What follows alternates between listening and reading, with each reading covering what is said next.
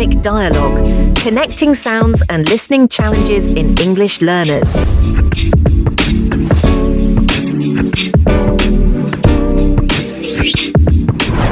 Hello everyone, my name is Jesset Haji Cabrejo Murcia, and together with my classmates we'll be presenting our 30 analysis report titled Connected Sounds and Listening Challenges in English Learners.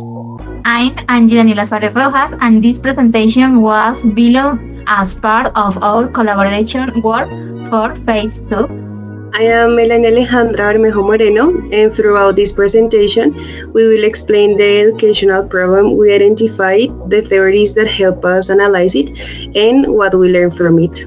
Nice to meet you. My name is Amara Avila. Together we connect our theoretical analysis with what we observe is a real virtual English session.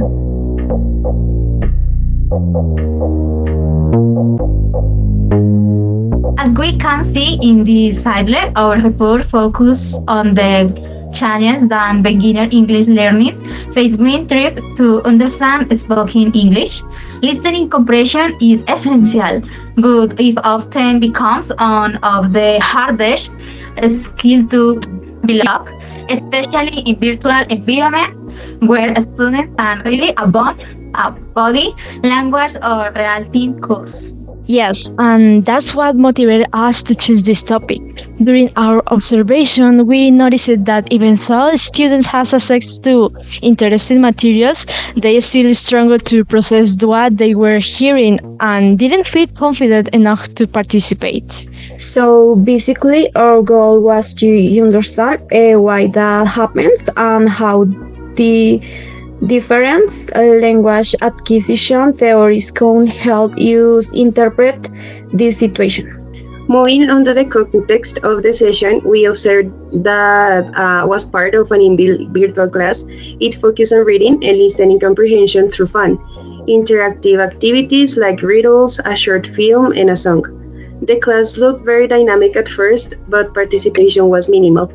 Only a few students answered the riddles or commented on the video, and no one volunteered to sing the song. Yes, that was very telling. The tutors were patient and gave clear instruction, but even so, most of the students stayed silent. They showed us the real issue wasn't the activity itself, but how students halted the listening process. Exactly. We noticed that their main difficulty came from a mix of weak listening strategies and emotional barriers like anxiety or fear of making mistakes. In this slide, we can see the educational problem we identified, the lack of listening comprehension strategies in beginner English learners. During the session, many students couldn't identify keywords or grasp the general meaning of what they heard. They seemed to depend too much on literal translation, which made them feel insecure. Right, and this happens because they often don't know how to listen. They don't predict meaning, don't connect ideas, and don't use contextual clues. Now, why is this problem important? Because listening comprehension is the foundation for learning any language. If students can't process what they hear, they can't communicate effectively, and that blocks their progress in all other skills. Exactly. It's not just about understanding sounds, it's about connecting those sounds to meaning. Without that connection, students lost motivation and stop saying English as something they can actually use. And the consequences are very visible. Students become passive, they wait for the teacher to explain everything instead of trying to infer or explore meaning. That lack of confidence then turns into habits. They stay it, they stop trying, and over time, that fear of listening grows stronger. So what starts as a simple comprehension problem ends up limiting participation, interaction, and self-esteem. That's why it's a real challenge for us as future teachers. And now moving on to the theoretical framework, here we have the three main theories that help us analyze this situation. The first question input hypothesis with states that students inquired a language when they require comprehensible input message is literally about their level but understandable strong context. The second is long interaction hypothesis with lights. That interaction is essential. Learners must ask, clarify, and negotiate meaning to improve comprehension. Finally, same like interlanguage hypothesis will explain that errors are not failures but things are learning part or a natural process of evolving an internal language system. Yes, and those theories help us understand the situation better. The class has input but not enough interaction, and the few mistakes students made were actually part of the natural learning process. So, in this slide, we apply those theories directly to what we observe. From crashing perspective, the input wasn't always compressible. Some materials were too advanced for the student's level. According to long interaction hypothesis, there wasn't enough negotiation of meaning. Students didn't ask for clarification or engage in dialogue. And from Silinker point of view, the few errors we hear showing that the students' interlanguage was developing naturally, but they needed more confidence to keep progressing. Exactly, and that's why it's important for teachers to create learning environments that are not only rich input but also emotionally supportive. At first glance, the side limit looks similar to the educational problem we discussed before in See the Floor. However, here we're focused on the impact, how that problem actually affects students' performance and learning, especially after understanding it to get through the theories we just discussed. Exactly. Knowing the problem is one thing, but seeing its consequences in action is another. During the in-build session, we noticed that students' lack of comprehension led to hesitation, silence, and frustration, even when the activities were engaging and well-designed. This shows that the issue wasn't just about listening comprehension itself, but also emotional barriers like anxiety or fear of making mistakes stopped students from interacting. And as a crashing alongs explained, when there is no comprehensible input or interaction, the learning process slows down and becomes less meaningful. So the education impact is clear: low listening comprehension, reduced participation, confidence, and motivation.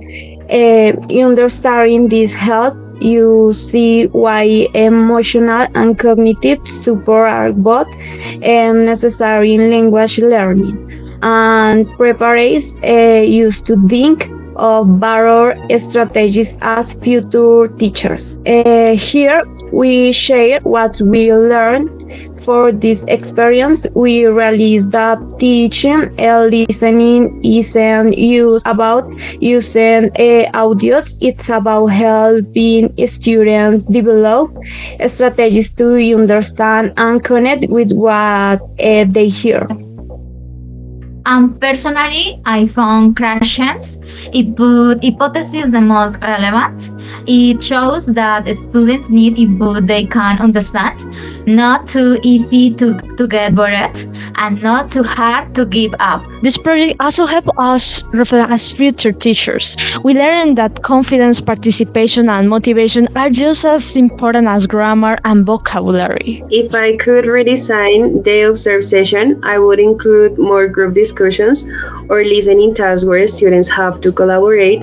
That would reduce anxiety and encourage more natural interaction. Yes, and that connects perfectly with Vygotsky, a sociocultural theory which explains that learning happens through social interaction and cooperation, where when students work together, they feel safer to speak, listen, and grow. Let's do question time. Okay, let's pass to the next slide. Welcome to the question zone. So let's read the first question. What innovative English learning activity would you propose to address the problem? And me the first? Yes, come on. Okay. I chose to address the problem of listening comprehension in beginner student who struggles the connect sounds and manage speech rate. Propose the activity where up quiz, listening and share challenge. This is a micro-learning activity that requires the student and to practice intensive listening using for very short audio clips. The student, the future student, in the case. Oh, that's interesting. How about you, Melanie? Well, as we see in the class, the students were anxious, hesitant, and nervous, and didn't want to participate. So I would implement an activity that involves music. We all like music, so I will use popular English songs where students first would have to focus on identifying keywords and then discuss the song's message in groups or by themselves. That's great, your idea. So, Angie, what about you? Okay, my answers to address the problem of limited vocabulary recognition and low confidence in beginner learners, I propose an activity called Spell the Words, Identify Verbs and Nouns. It's a collaborative, gamified experience where students classify basic English words and use them in creative sentence. The goal is to make grammar visual, interactive, and emotionally engaged. All of you guys have interesting ideas. So I think an interesting activity for this case will have to focus on making listening feel less intimidating and more purposeful. Many students struggle with anxiety when they listen to real English conversations, mostly because they try to understand every single word. So the idea would be to create a space where they can listen with intention, not perfection. For that reason, I propose an activity where students take on a specific role, something that makes them feel active and curious instead of passive or nervous. I will call it Mission Sound Detectives. In this activity, learners will become detectives who must uncover the meaning of short, authentic audio clips by focusing on keywords and context clues. Instead of worrying about getting everything right, they work in teams, compare their notes, and discuss their interpretations. This approach turns listening into a challenge, not a test, helping students build confidence and develop their strategy thinking while having fun. In this activity, learners become detectives who must uncover the meaning of short, authentic audio clips by focusing on keywords and context clues. Instead of worrying about getting everything right, they work in teams, compare the notes, and discuss their interpretations. So this approach turns listening into a challenge, not a test, helping the students build confidence and develop their strategic thinking while having fun. Thank you, classmate. Let's respond the second question. What digital tools or resources will you use for this activity?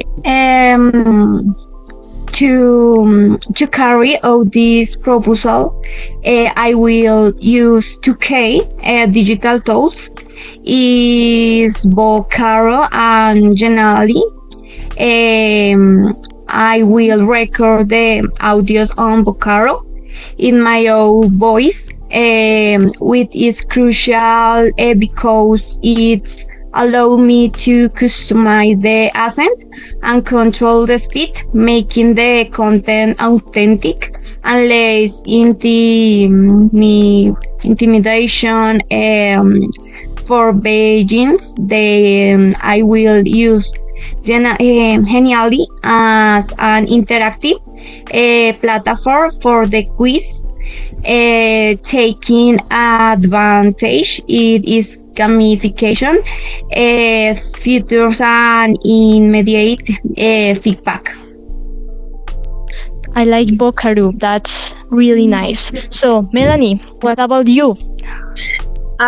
For digital tools, first I would use Lyrics Training. That is a website to learn language with music and help students in missing words as they hear the song. And on second place, I would use YouTube. That's great. So, Angie, tell us. Okay, and my answers.